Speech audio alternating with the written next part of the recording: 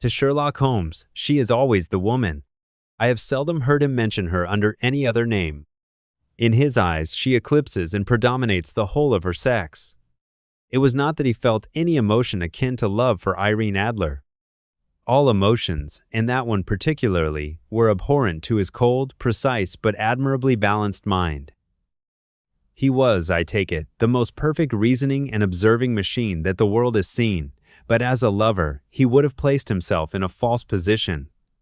He never spoke of the softer passions save with a jibe and a sneer. They were admirable things for the observer, excellent for drawing the veil from men's motives and actions.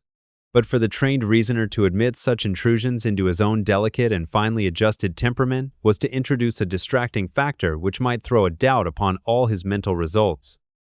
Grit in a sensitive instrument, or a crack in one of his own high-power lenses, would not be more disturbing than a strong emotion in a nature such as his.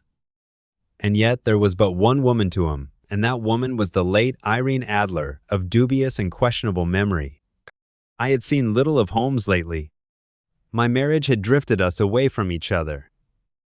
My own complete happiness, and the home-centered interests which rise up around the man who first finds himself master of his own establishment, were sufficient to absorb all my attention, while Holmes, who loathed every form of society with his whole bohemian soul, remained in our lodgings in Baker Street, buried among his old books, and alternating from week to week between cocaine and ambition, the drowsiness of the drug, and the fierce energy of his own keen nature. He was still, as ever, deeply attracted by the study of crime, and occupied his immense faculties and extraordinary powers of observation in following out those clues, and clearing up those mysteries which had been abandoned as hopeless by the official police. From time to time I heard some vague account of his doings, of his summons to Odessa in the case of the Trepoff murder, of his clearing up of the singular tragedy of the Atkinson brothers at Trincomalee, and finally of the mission which he had accomplished so delicately and successfully for the reigning family of Holland. Beyond these signs of his activity, however, which I merely shared with all the readers of the daily press, I knew little of my former friend and companion.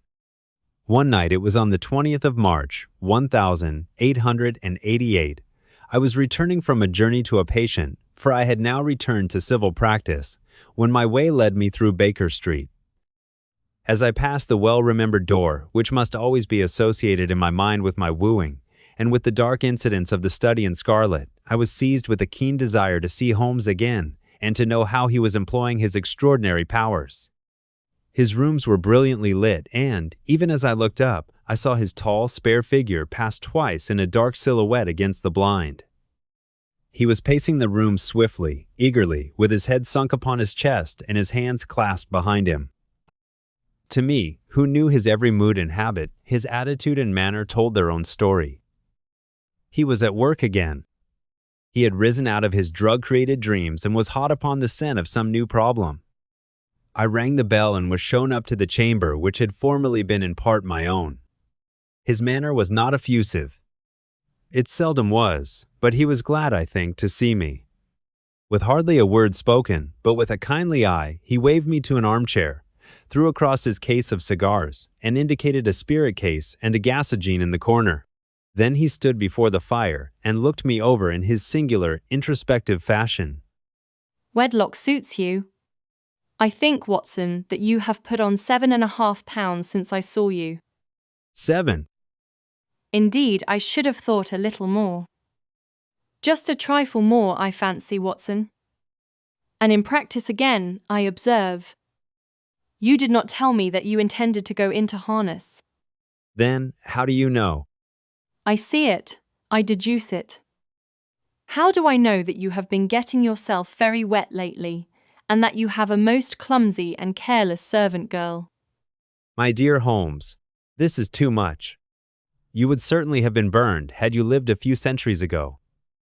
It is true that I had a country walk on Thursday and came home in a dreadful mess, but as I have changed my clothes, I can't imagine how you deduce it. As to Mary Jane, she is incorrigible, and my wife has given her notice, but there, again, I fail to see how you work it out. He chuckled to himself and rubbed his long, nervous hands together. "It is simplicity itself. My eyes tell me that on the inside of your left shoe, just where the firelight strikes it, the leather is scored by 6 almost parallel cuts. Obviously, they have been caused by someone who has very carelessly scraped round the edges of the sole in order to remove crusted mud from it. Hence, you see, my double deduction that you had been out in vile weather, and that you had a particularly malignant boot-slitting specimen of the London slavey. As to your practice, if a gentleman walks into my rooms smelling of iodoform, with a black mark of nitrate of silver upon his right forefinger, and a bulge on the right side of his top hat to show where he has secreted his stethoscope, I must be dull, indeed, if I do not pronounce him to be an active member of the medical profession. I could not help laughing at the ease with which he explained his process of deduction. When I hear you give your reasons, the thing always appears to me to be so ridiculously simple that I could easily do it myself, though at each successive instance of your reasoning I am baffled until you explain your process.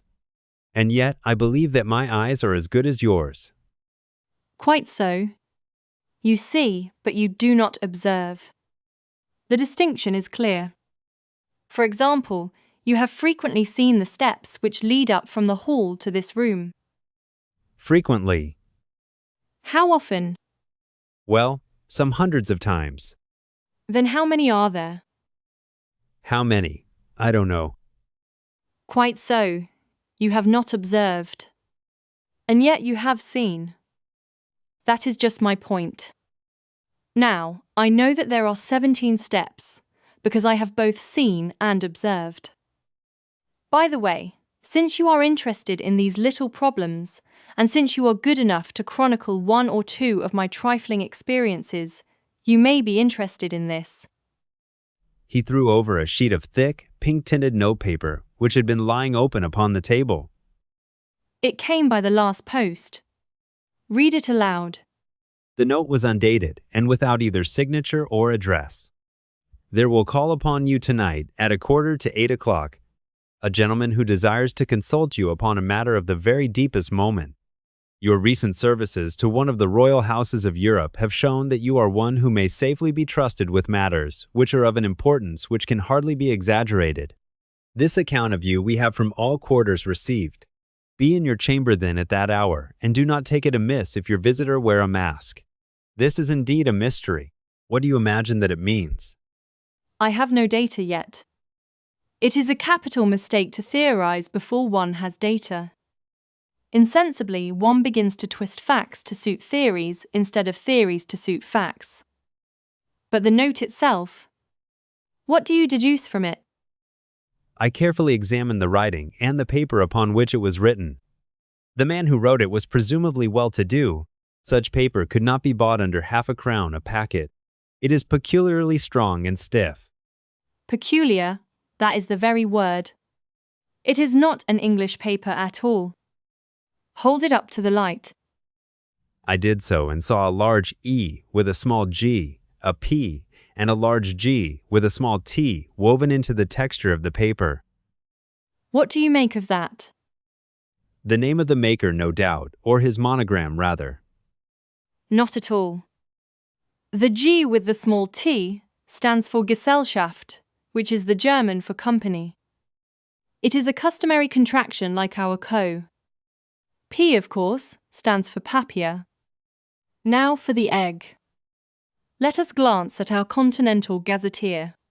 He took down a heavy brown volume from his shelves. Iglo, Eglanitz, here we are, Egria. It is in a German-speaking country in Bohemia, not far from Carlsbad. Remarkable as being the scene of the death of Wallenstein and for its numerous glass factories and paper mills. Ha ha, my boy, what do you make of that? His eyes sparkled, and he sent up a great blue triumphant cloud from his cigarette. The paper was made in Bohemia. Precisely. And the man who wrote the note is a German. Do you note the peculiar construction of the sentence, "This account of you we have from all quarters received"? A Frenchman or Russian could not have written that. It is the German who is so uncourteous to his verbs. It only remains, therefore, to discover what is wanted by this German who writes upon Bohemian paper and prefers wearing a mask to showing his face. And here he comes, if I am not mistaken, to resolve all our doubts. As he spoke, there was the sharp sound of horses' hoofs and grating wheels against the curb, followed by a sharp pull at the bell. A pair, by the sound. Yes. A nice little brougham and a pair of beauties. 150 guineas apiece. There's money in this case, Watson, if there is nothing else. I think that I had better go, Holmes. Not a bit, Doctor. Stay where you are. I am lost without my Boswell. And this promises to be interesting. It would be a pity to miss it. But your client? Never mind him. I may want your help, and so may he. Here he comes. Sit down in that armchair, Doctor, and give us your best attention. A slow and heavy step, which had been heard upon the stairs and in the passage, paused immediately outside the door. Then there was a loud and authoritative tap. Come in. A man entered who could hardly have been less than 6 feet 6 inches in height, with the chest and limbs of a Hercules. His dress was rich with a richness which would, in England, be looked upon as akin to bad taste. Heavy bands of astrakhan were slashed across the sleeves and fronts of his double-breasted coat, while the deep blue cloak which was thrown over his shoulders was lined with flame-colored silk and secured at the neck with a brooch which consisted of a single flaming barrel. Boots which extended halfway up his calves, and which were trimmed at the tops with rich brown fur, completed the impression of barbaric opulence which was suggested by his whole appearance.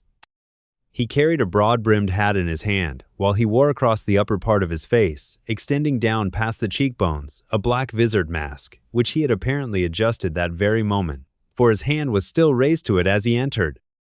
From the lower part of the face he appeared to be a man of strong character, with a thick, hanging lip and a long, straight chin suggestive of resolution pushed to the length of obstinacy. You had my note? I told you that I would call. He looked from one to the other of us, as if uncertain which to address. Pray take a seat. This is my friend and colleague, Dr. Watson, who is occasionally good enough to help me in my cases.